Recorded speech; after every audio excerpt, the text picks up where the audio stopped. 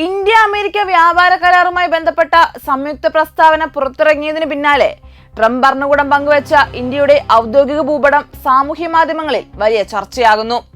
America trade representative office പുറത്തുവിട്ട ഈ ഭൂപടത്തിൽ പാക് അധിനിവേശ കശ്മീർ ഉൾപ്പെടെ ജമ്മു കശ്മീർ മുഴുവൻ ഇന്ത്യയുടെ ഭാഗമായി രേഖപ്പെടുത്തിയതും ചൈന അവകാശപ്പെടുന്ന അക്സായ് ചിഹ്നം ഇന്ത്യയുടെ ഭാഗമായിട്ടാണ് ഉൾപ്പെടുത്തിയതും എന്നതും ശ്രദ്ധേയമാണ്. ഈ നീക്കം വലിയ രാഷ്ട്രീയ പ്രാധാന്യത്തോടെയാണ് നിരീക്ഷിക്കപ്പെടുന്നത്. മുൻകാലങ്ങളിൽ അമേരിക്കയോ സ്റ്റേറ്റ് ഡിപ്പാർട്ട്മെന്റോ പുറത്തിറക്കിയ ഭൂപടങ്ങളിൽ പാകിസ്ഥാന്റെ ആശങ്കകൾ കണക്കിലെടുത്ത് പാക് അധിനിവേശ കശ്മീർ വ്യക്തമായി വേർതിരിച്ച് കാണിച്ചിരുന്നുവെങ്കിലും ട്രംപ് ഭരണകൂടത്തിന്റെ പുതിയ ഭൂപടം പാകിസ്ഥാന്റെ അവകാശവാദങ്ങളെ പാടെ തള്ളിക്കളയുന്നതായാണ് വിലയിരുത്തൽ. ഇതോടെ ഇന്ത്യയുടെ നിലപാട് അന്താരാഷ്ട്ര തലത്തിൽ കൂടുതൽ ശക്തി ലഭിക്കുമെന്ന തരത്തിലുള്ള പ്രതികരണങ്ങളും ഉയർന്നു വന്നിട്ടുണ്ട്. അതേസമയം പാകിസ്ഥാൻ 2020 പുറത്തിറക്കിയ രാഷ്ട്രീയ ഭൂപടത്തിൽ ജമ്മു കശ്മീർ, ലഡാക്കിലെ ചില ഭാഗങ്ങൾ, ഗുജറാത്തിലെ ജുനഗഡ്, മാനാവദർ, സർക്രിക് തുടങ്ങിയവ തങ്ങളുടേതാണെന്ന് അവകാശപ്പെട്ടിരുന്നു.